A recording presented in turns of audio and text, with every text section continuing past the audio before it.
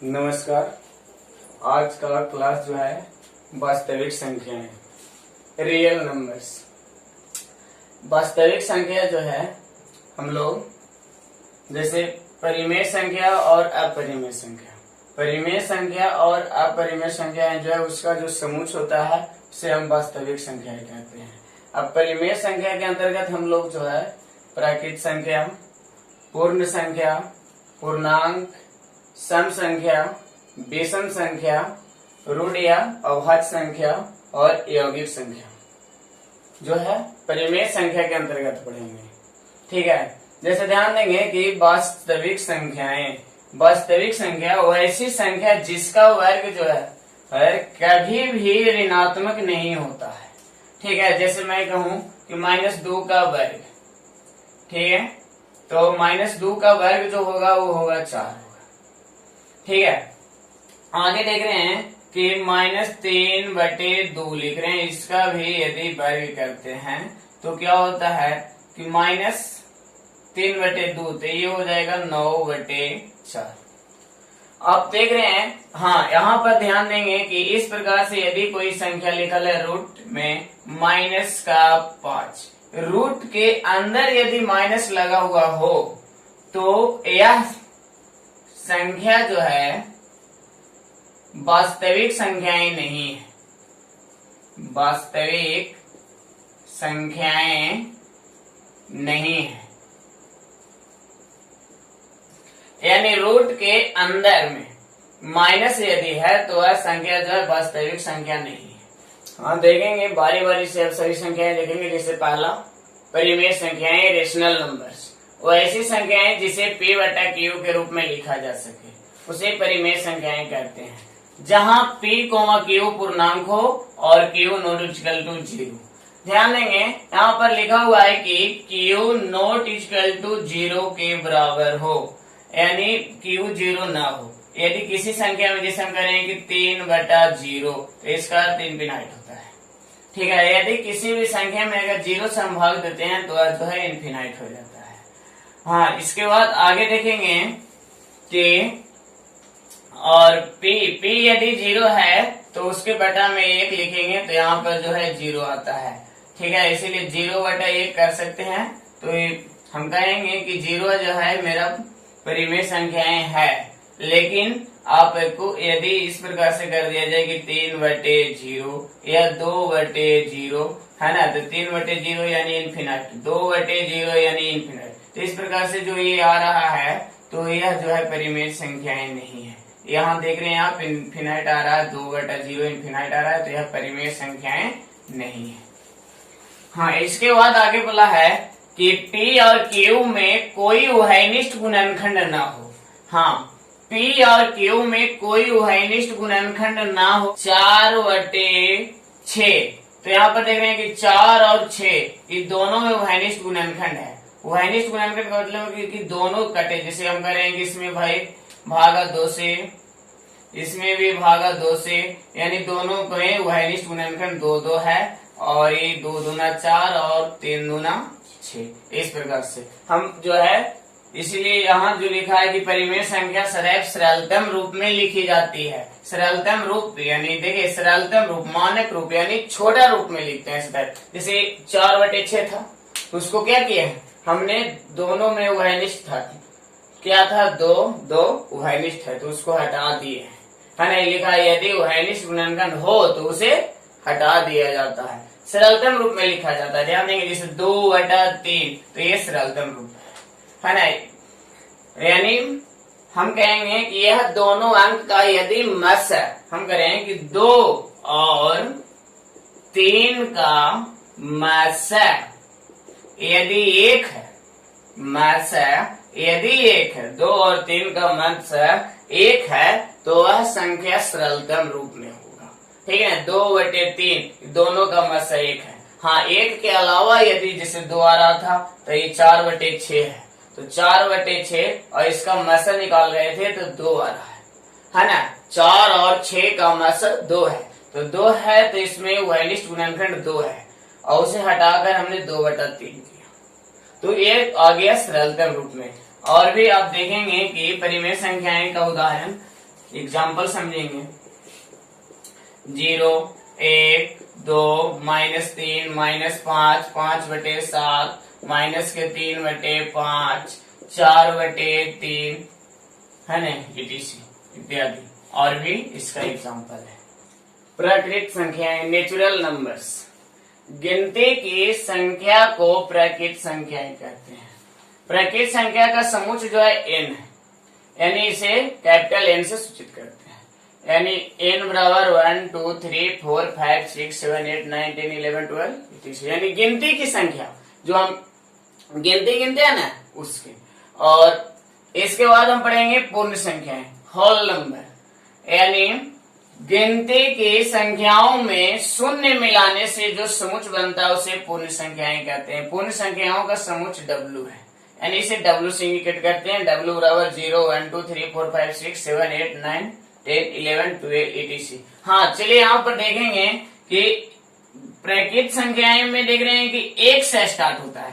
ध्यान देंगे, प्राकृत संख्याएं जो है कहां से, 1 से हम कर रहे हैं, यानी इसमें प्राकृत संख्याएं में आपका 0 जो है नहीं है, शून्य जो है वो नहीं है। और यदि हम शून्य मिला देते हैं, इसी में प्राकृत संख्याएं में ही अगर हम शून्य मिला दें, जैसे प्राकृत संख्याएं का हम बात कर रहे थे, तो प्राकृत संख्याएं कहां से, 1, 2, 3, 4, यानी 1, 2, 3, 4 इस प्रकार से etc तक है। और इसके आगे 1, 2, 3, 4 इसके आगे अगर 0 मिला दें तो हमें ये पूर्ण संख्याएं का समुच मिल जाता है। ये प्राकृत संख्याएं पूर्ण संख्याएं होती है, लेकिन सभी पूर्ण संख्याएं प्राकृत संख्याएं नहीं होती है ना। इस बात पर ध्यान देना है कि जैसे देखिए, हम बता रहे थे कि प्राकृत संख्या में क्या देख रहे हैं कि 1 से स्टार्ट हुआ है, लेकिन आपने क्या देख रहे हैं, पूर्ण संख्या में 0 से स्टार्ट हुआ है। तो 0 जो है ना, 0 पूर्ण संख्या है, 0 जो है यह पूर्ण संख्या है, लेकिन 0 प्राकृत संख्या नहीं है। 0 पूर्ण संख्या है, लेकिन 0 जो है वह प्राकृत संख्या नहीं है। अगला देखेंगे सम संख्याएं, इवन नंबर्स। वो ऐसी संख्याएं जो 2 से विभाज्य हो उसे सम संख्याएं कहते हैं।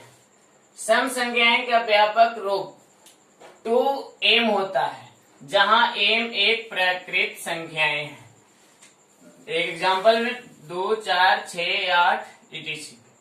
हाँ, यहाँ देखेंगे कि m हम बता रहे हैं कि इसका व्यापक रूप 2m ले रहे हैं। 2m इसलिए कि 2 से विभाज्य है, और m आपका प्राकृत संख्या है, यानी नेचुरल नंबर है। हम करें कि m जो है वह जो है आपका नेचुरल नंबर है। जैसे नेचुरल नंबर पढ़े 1, 2, 3 इस प्रकार से। तो m का मान यदि यहाँ पर 1 रखते हैं तो हमें 2 मिलेगा।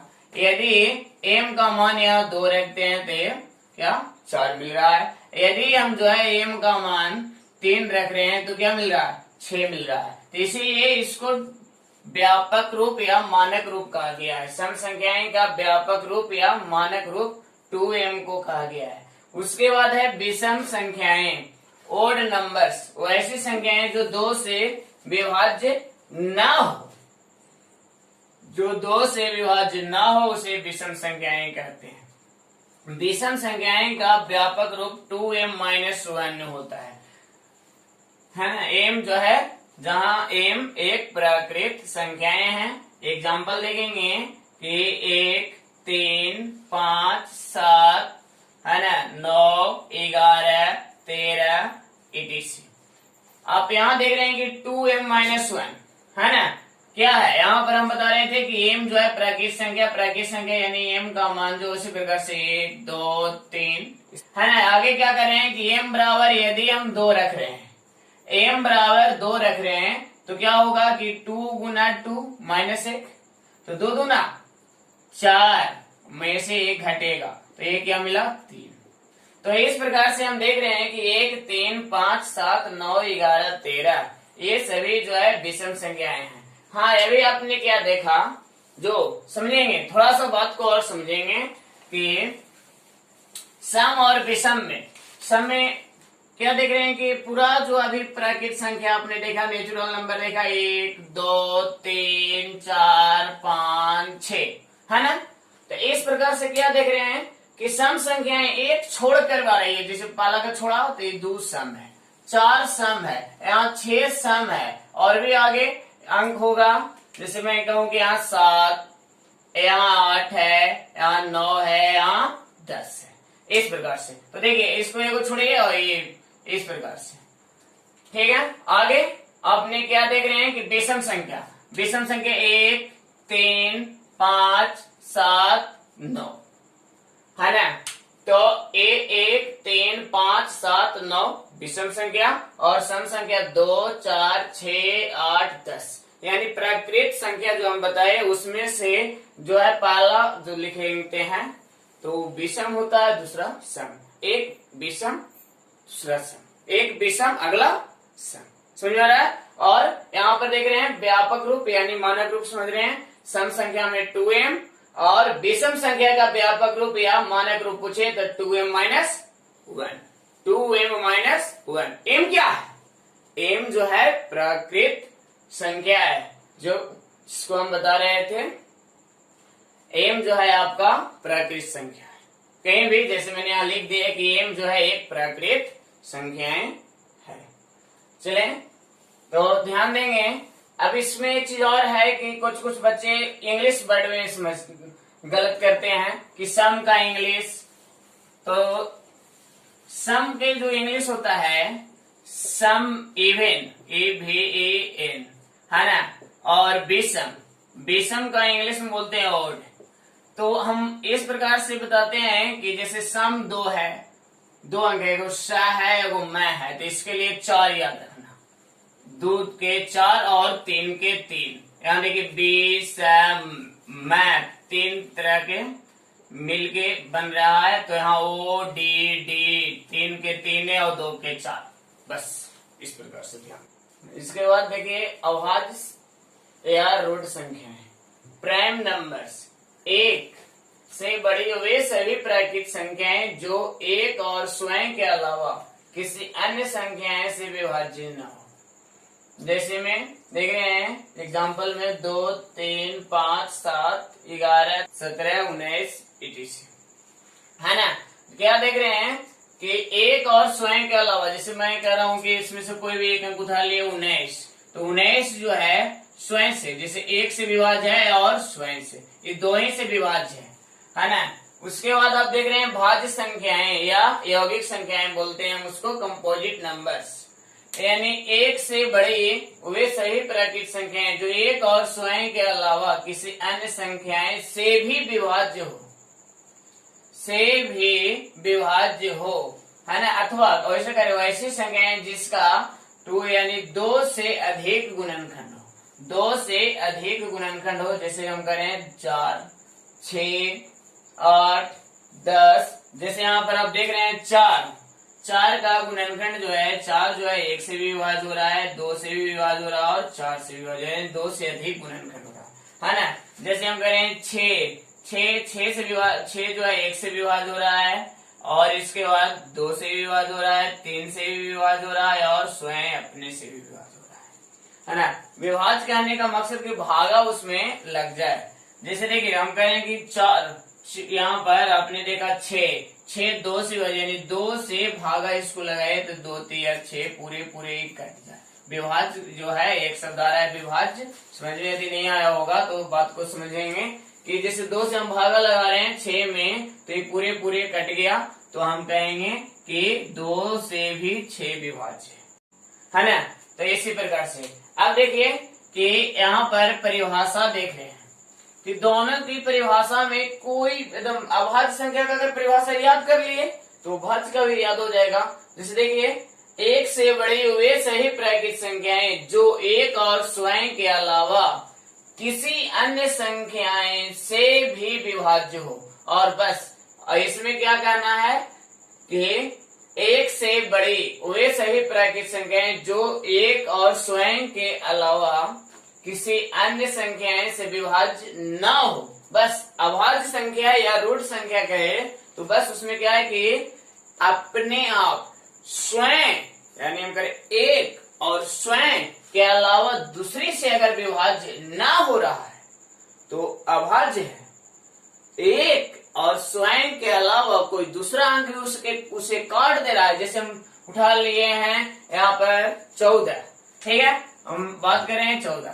14 क्या एक से कट रहा है, 2 से कट रहा है, 7 से कट रहा है और स्वयं से। तो एक और स्वयं तो है, एक है और स्वयं का मतलब 14 है ना। लेकिन यह कट रहा है किस किस से, 2 से भी और 7 से भी। तो इस प्रकार से हम कहेंगे कि यह संख्याएं भाज्य है। अब आगे देखेंगे कि यहाँ पर अभाज्य संख्याएं में एक चीज और जानेंगे कि 2 को छोड़ाकर संख्याएं, यानी आप देख रहे हैं संख्या जो 2 है, 2, यह 2 के छोड़ाकर जितनी भी अभाज्य संख्या होती है वो सभी जो होती है वो विषम संख्या होती है। सिर्फ 2 जो है सम संख्या है। हाँ, और सबसे छोटी अभाज्य संख्या यदि पूछा जाए तो 2 है और वो क्या है, सम है।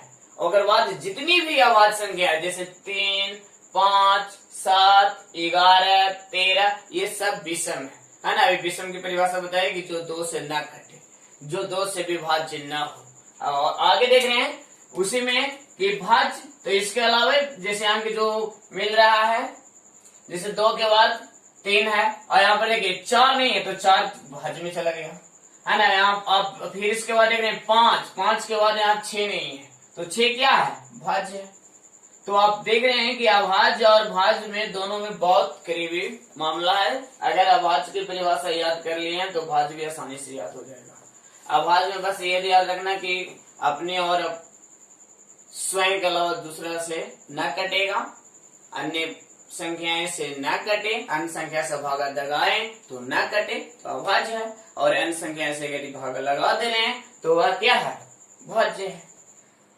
हाँ चलिए देखेंगे आगे, ध्यान दीजिए कि भाज्य और अभाज्य इसमें से हम देखते हैं, छाटते हैं थोड़ा सा। देखिए कुछ संख्याएं 2 से लिखे हैं लगातार हम 16 तक, ठीक ना। इनमें से अब देखिए हम आप लोगों के पूछ रहे हैं कि अभाज्य संख्याएं बताएं, बस 2 से 16 तक अभाज्य संख्याएं बताएं।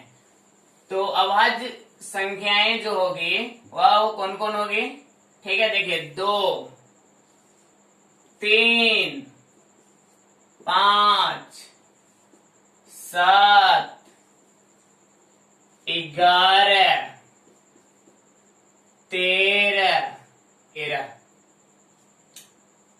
हाँ, आगे कोई ऐसा मत समझ जाना कि इस वाले एग्जाम्पल में 9 छोड़कर सर नहीं दिए थे, 9 नहीं दिए थे, सर 15 नहीं दिए हैं, तो क्या वह जो है भाज्य नहीं है। तो ध्यान देंगे भाज्य संख्याएं में अपने देख रहे हैं कि जो 9 है, 15 है, यह दोनों भाज्य है। कैसे, जैसे देखें 9 जो है इसका जो है गुणनखंड है 1, 3 और स्वयं 3 से कट रहे, यानी हम कह रहे थे कि 2 से अधिक इसमें गुणनखंड हो जाएगा। जैसे यहाँ देखिए बात कर रहे थे कि 2 से अधिक गुणनखंड हो, तो 9 का जो गुणनखंड 1 है, 3 है और स्वयं है ना। आगे जैसे 15 आप देख रहे हैं, 15 में देखिए क्या है, स्वयं से कट रहा है, 3 से कट रहा है, 5 से कट रहा है और 15 से भी कट रहा है ना। तो 15, तो ध्यान दें हम एक लाइन बताए कि 2 जो है सम है, मात्र एक ऐसी संख्या 2 है जो सम है और अभाज्य भी है। बाकी सभी जितनी भी अभाज्य है वो विषम है। लेकिन वो बात इसमें याद न रखना कि जितना भी भाज्य है जो सम है, नहीं, भाज्य में आपका यहाँ देख रहे हैं कि 8 भाज्य जो है 8 है और भाज्य जो है 9 है, तो सम और विषम भाज्य में दोनों है। इस बात को ध्यान रखना कि सर कहे थे कि अभाज्य जो है 2 के छोड़ाकर सब विषम है ना, तो भाज्य का सम होगा नहीं, वैसे कभी गलती मत करना। जैसे यहाँ देख रहे 8, 9, तो यहाँ सम 8 जो है सम संख्या है, पिछले परिभाषा में बताए, और 9 आपका विषम है। लेकिन यहाँ पर ध्यान देना कि 8 और 9 भाज्य और अभाज्य छांटने के लिए कहा जाए तो 8 और 9 दोनों भाज्य है। ये नहीं कि 8 को भाज्य रखिएगा और 9 को अभाज्य रखिएगा, तो अब गलत हो जाएगा। ठीक है, चलिए आज का क्लास जो है इतना ही पर एंड करते हैं। जय हिंद, जय भारत।